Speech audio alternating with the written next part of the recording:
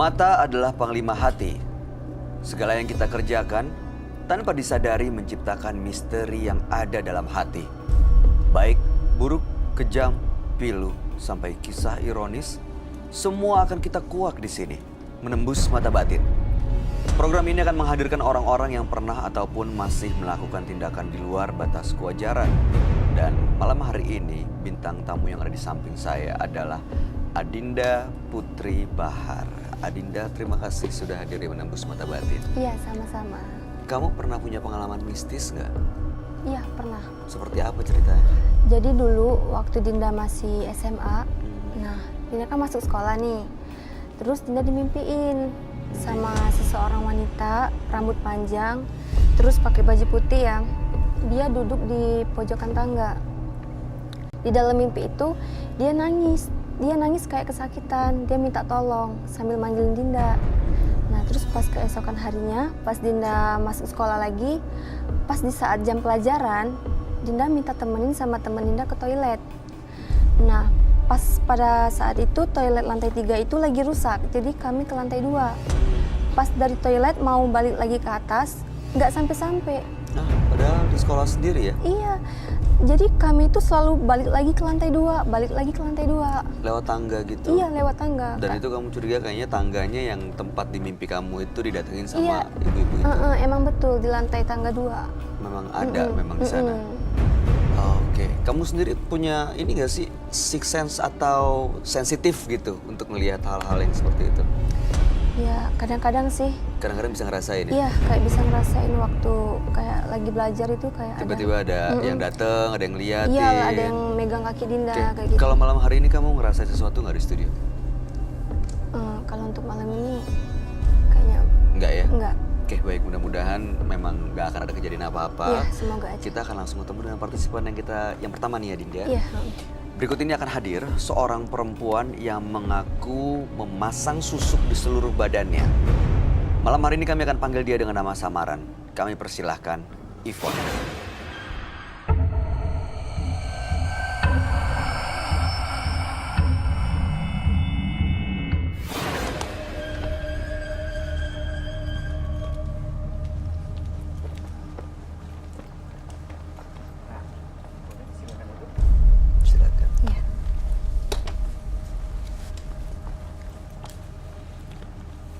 Selamat malam Mbak Yvonne.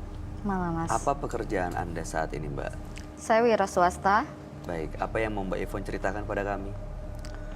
Saya dulu pernah pasang susuk. Terus pernah jailin orang juga supaya usahanya bangkrut. Dengan cara? Saya pergi ke orang pinter. Untuk ngirim guna-guna atau santet? Iya. Oke. Apa tujuan Mbak Yvonne datang ke Menembus Mata Batin?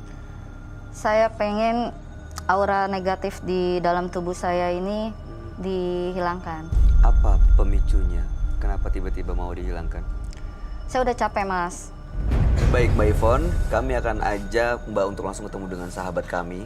Dia adalah seorang indigo. Kami persilakan Roy Kiyoshi. Sebelumnya, tim Mata Batin sudah memberikan tanggal lahir dan nomor rumah partisipan kepada Roy Kiyoshi. Dengan mata batinnya, Roy akan membaca berdasarkan angka yang kami berikan.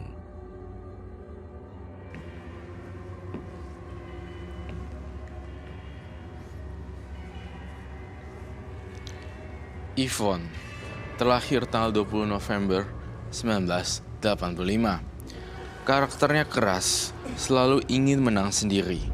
Dia sulit sekali mendapat teman. Saya melihat Yvonne mudah sekali menarik perhatian laki-laki. Hal ini membuatnya selalu berganti-ganti pasangan. Saya melihat ada benda magis di dalam tubuhnya. Benda itu kini seolah telah mencengkeram jiwanya dan membuat Yvonne menjadi magnet bagi makhluk halus. Saya curiga adanya ritual pemanggilan arwah dan pocong berdatangan di sekeliling kita.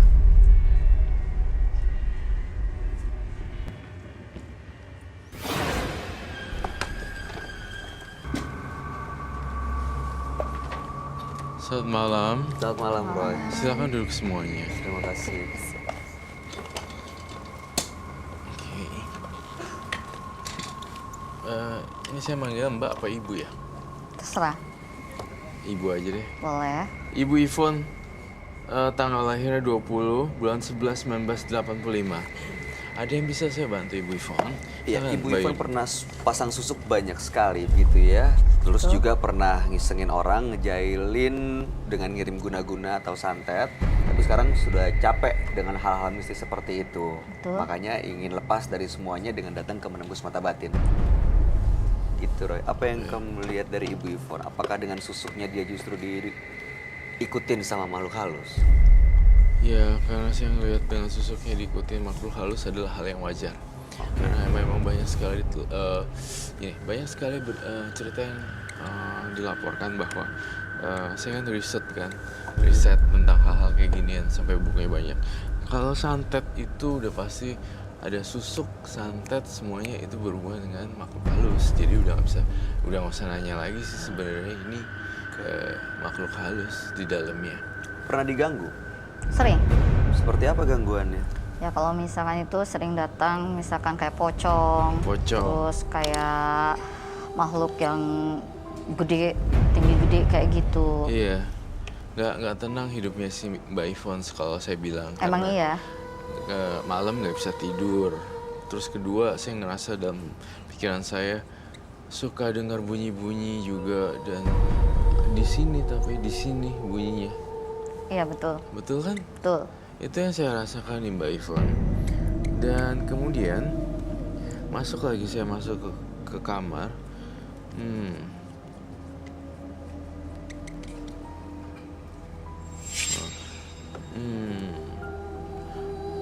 Bentar ya, saya balik.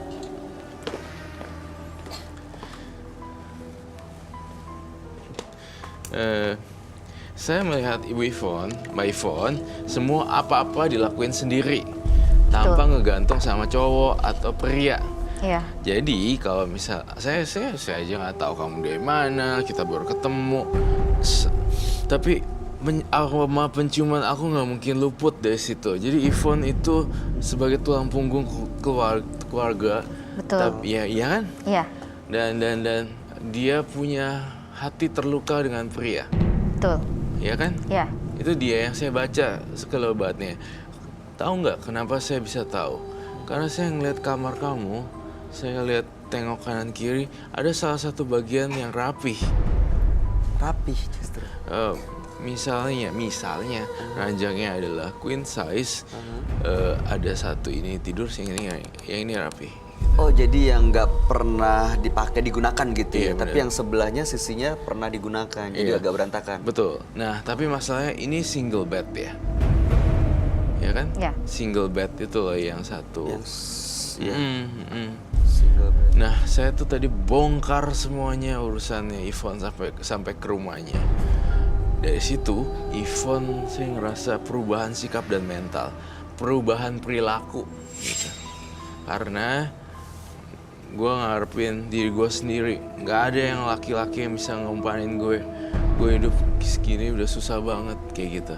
Jadi Betul. semuanya diambil keputusan berdasarkan keinginan sendiri. Betul. Lalu kemudian makin masuk, gue mau coba pakai susuk gimana ya? Terus saya bingung nih, saya harus susuk atau penghasil atau pelet ya, atau guna-guna ya seperti itu. Akhirnya tidak tahu, terpaksa keadaannya, jadilah ini. Betul. Betul kan? Betul. Mbak Yvonne pasangannya tapi ada? Kalau saya udah nggak punya suami, Mas. Tuh udah. kan? Kapan Saya mau nikah lagi juga, selalu gagal dan gagal. Kapan terakhir pisah? Mohon maaf.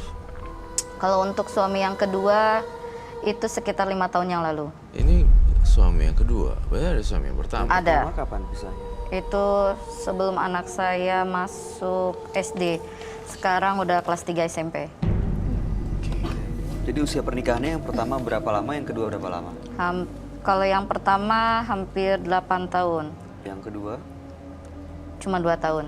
Nah itu yang maksud saya, Bay. Oke.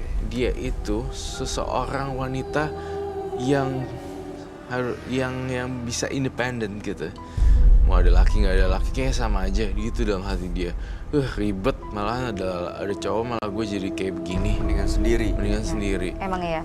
Duitnya pun duit nih, ibarat kasar Ivon, saya bongkar nggak apa-apa ya? Nggak apa-apa, silakan. Boro-boro pacaran dikasih uang, dianya cuma mau tidur doang, gitu. Jadi dia harus cari sendiri gimana caranya uang. Mbak Ivon tuh seperti itu yang saya baca. Betul. Mudah-mudahan makhluk-makhluk halus ini gara-gara kamu pakai ini hilang hari ini. Amin. Ya. Pasang susuknya tapi udah lama sebelum ketemu suami pertama. Sesudah. Karena disakitin sama suami pertama, dan sekarang pun suami saya itu nikahnya sama keponakan saya. Nikah sama keponakan sendiri? Iya. Keponakannya kok mau? Ya, itu terjadi ternyata.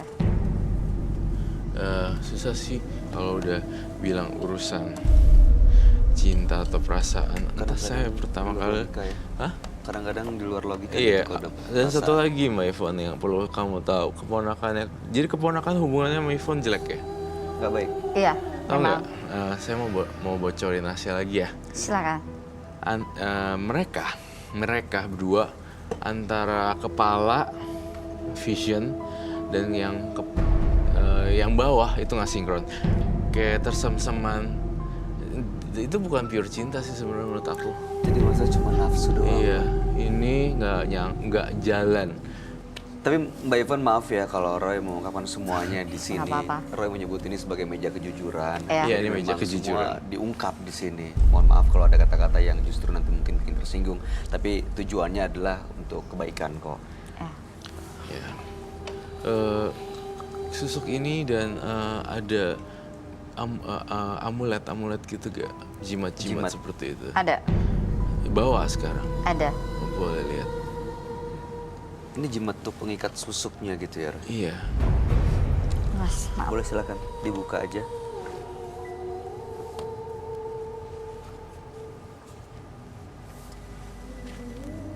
Itu guys. Ini semar mesem. Ada soal Bisa dibuka. Bisa? bukain sekarang. Silakan dibuka. Tapi saya pastikan ya tidak ada yang terluka ya. Sebentar, jangan dibuka dulu. Kamu melihat atau merasakan sesuatu nggak dari sini, Roy? Saya melihat sesuatu di dalamnya. Antara lain makhluknya aneh-aneh sih sebenarnya. Saya nggak tahu itu makhluk apa, cuma matanya cuma satu juga. Kita cuma satu. Kalau dibuka Matanya. tapi aman. Kalau untuk dibuka pasti aman. Aman. Buka? Silakan. Ditunjukin ke kamera boleh?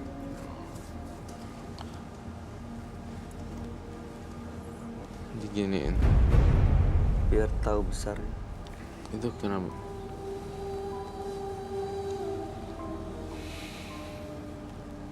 Coba lihat deh, Mbak. Itu kok kayak berminyak gitu ya? Iya. Apakah itu sering dimandiin? Kenapa? Sering dimandikan? Enggak. Itu berminyaknya kenapa? Saya ini dikasih ya udah kayak begini. Jadi sama saya juga belum pernah dibuka-buka gitu. Katanya saya suruh pegang, ya udah saya pegang. Oh gitu. Ketika saya melihat sang keris, saya lalu melihat ke vision lagi di Ivon. Kamu pernah perang guna-guna ya? Iya. Aduh, itu apa lagi sih? Karena persaingan jualan saya. Jualan? Ya, saya kan ada rumah makan. Oh, kan? oke. Jadi persaingan dagang lah gitu. Saya tuh pernah dikirimin ya kayak mode guna-guna gitu. Bahkan kata orang pintar tuh saya tuh ditumbalin, Mas. Tumbalin? Ya, Terus? ya saya juga udah berobat ke sana ke sini sampai ibaratnya habis-habisan saya juga, tapi belum sembuh juga. Yang kerasa tuh pokoknya sebelah kiri sini aja semua. Dari kaki sampai tangan. Dari kaki sampai tangan? Ya. Oke. Masih mengalami sakit? Masih. Setiap saya mau diobatin, ya perasaannya ya nggak enak aja. Sakitnya seperti apa sih, Mbak? Kalau jalan itu kayak yang ditusuk gitu. Bagian mana? bagian ini kaki telapak ya. Pernah Telapak kaki. periksa ke dokter? Iya, itu juga Pernah pertanyaan dulu, saya. saya udah pernah gitu kan. Terus kata dokter itu hanya rematik biasa katanya kan gitu. Cuman rasanya itu kalau misalkan nggak tiap hari, nggak ini, pokoknya ada setiap saya udah mimpi, udah misalkan saya itu perasaan ada di warung, jadi langsung tuh Sakit. sakitnya sampai ke jantung. Tuh. Kalau saya mau cari uang, dalam artinya saya mau melangkah untuk mencari rezeki, itu selalu kayak ada yang halangin gitu. Jadi kaki saya tuh nggak, kalau misalkan saya untuk melangkah cari uang tuh Pasti sakit aja. banget gitu. Tangan pun kayak begitu. Berarti itu sakitnya bukan yang setiap hari ya? Bukan. Waktu tanya ke dukun, katanya kenapa? Sampai nggak bisa lepas tuh katanya kenapa? Ya karena dia orang itu lebih hebat. Itu. Terus akhirnya Mbak Ivon mengirim balik. Enggak, kalau misalnya ini enggak ngirim balik karena saya udah sadar diri gitu kan. Saya nggak mau kayak gini-gini terus gitu kan. Jadi saya ngobatin badan saya dulu gitu kan. Saya nggak mentingin ke balik lagi kiriman dia gitu. Tapi sakit ini setelah Mbak Ivon pernah mengirim ya? Iya, sudah. Jadi Mbak Ivon pernah mengirim, terus sekarang sakit kakinya. Itu kenapa ya, Roy? Karena pengaruh dari black magic ya Yang dia lakuin. Bisa hilang nggak penyakit saya ini, Mas Roy? Seharusnya bisa kalau punya tekad yang kuat, Mbak Ivon. Saya pengen, Mas Roy. Soalnya saya kan tulang punggung keluarga. Itu yang saya bilang ya dari awal. Iya, ya. gitu Ternyata kan. Kalau benar tanpa ya. saya, nanti anak-anak saya sama keluarga saya gimana? Itu yang saya lihat dari tadi. Ivon itu adalah produk punya laki yang nggak punya laki, dan nggak ada laki pun juga dia tetap hidup karena semuanya di tumpuan kaki dia. Bisa sembuh nggak? Itu tergantung, relatif. Restorannya apa sih? Maksudnya dagang apa? Saya Chinese food, Chinese food. kayak ikan bakar, nasi goreng, cumi, udang kayak gitu. Sampai sekarang masih. Saya tutup dulu ini baru 10 hari karena saya tidak menutupi gitu. Biasanya saya dapat 3 juta, 4 juta. Sekarang paling juga dapat 100.000, 40.000. Terus anak-anak dan keluarga gimana? Karena Anda kan tulang punggung. Ya makanya dari itu saya pengen bangkit lagi. Jadi supaya anak-anak saya, keluarga saya bisa tercukupi seperti dulu lagi, Mas. Iya. Kasian. Ini kamu gambar pocong. Kamu lihat di mana, Roy? Aku ngelihat apa yang dia lihat, memori yang tertangkap di situ. Saya melihat pocong karena saya mengambil memori data dia di kepalanya. Yang pernah dia lihat Yang itu. pernah Ya. dia lihat itu. Seperti ini. Iya, tuh. Melihatnya di mana sih? Itu pas saya mau tidur, dia itu datang. Di kamar? Pokoknya, iya, Jadi setiap mau tidur dia datang. iya. Pokoknya saya kalau misalkan ada yang ngirim misalkan sesuatu ke saya, pasti saya juga nggak tahu, pasti lihat gitu. Entah pocong, entah genderuwo, Pocong, entah apa. genderuwo, dan segala macam ya. Iya. Itu kiriman orang, Roy. Iya, beberapa kiriman orang juga. Jangan sedih ya, Ivon. Kita akan bantu, dan saya lagi putar otak terus. Saya lihat rumah itu Chinese food ya. Ada satu lagi yang ingin saya bocorkan ke Mbak Ivon. Ada dua karyawan. Iya, betul. Betul? Betul. Saya ngelihat ada salah satu yang nggak jujur. Oh, gitu. Kamu nggak tahu? Karena ya kalau yang satu itu adik saya kandung, kalau yang satu lagi saya memang dari luar. Dalam artian bukan saudara, bukan apa, memang saya cari dari orang. Iya, saya harus menerawang semuanya di sini. Dalam restorannya ada 2 yang kelola. Tapi katanya, temen aku bilang, tapi Roy, salah satunya itu nilep apa ya? Ngambil, nyolong, curi. Iya, tidak jujur. Yang satunya jujur.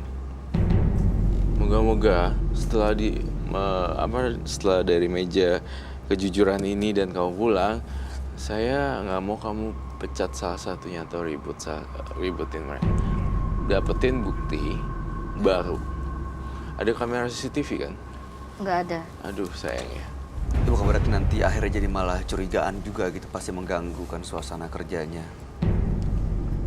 Tapi Ya. belakangan aja jadi omsetnya jadi Iya. nurun. Biasanya kan saya dapat penglaris itu, saya kan bukanya siang Mas Roy. Saya buka jam 1, tutupnya pun jam 1:30 malam, ya kan. Biasanya itu kalau misalkan saya buka warung itu jam paling telat jam 2 atau jam 2:30, itu saya udah langsung dapat penglaris. Kalau ini sekarang enggak Mas Roy. Jam 10 malam baru dapat. Gitu. Saya mengerti. Ada pengaruhnya, Roy. Ya ada pengaruhnya juga dan saya berpikir bahwa restoran ini nggak boleh ditutup tapi mesti lanjut walaupun suka dan duka naik dan turun. Pada tahun 2019 di bulan Februari tanggal 20 21 itu akan ada jawaban titik terang di Yvonne. Amin. Itu yang saya rasakan. Di Desember 2019 akan terjadi jawaban sesuatu, apakah ini akan tutup atau justru rezekinya makin lancar kayak banjir uang. Itu yang saya rasain, Ivan. Kita baru ketemu sekarang. Tapi saya udah membeberkan semua fakta-fakta. Nah, artinya kamu harus percaya deh yang aku omongin tadi. Badai nggak selalu ada dan pasti akan ada pelangi. Nah, di Februari itu nanti akan ada kejutan spesial. Kiriman-kiriman yang mengganggu itu bisa dihalang, Roy. Atau Kiriman-kiriman yang mengganggu yang bisa dihalangi. pocong dan lain-lain Iya. diapain sebaiknya? Gunakanlah garam kasar sih sebenarnya. Garam kasar ditabur semuanya. Dan jangan sampai ketahuan karyawan ya. Oh, iya. Ditabur di Warung. Warungnya ditaburin.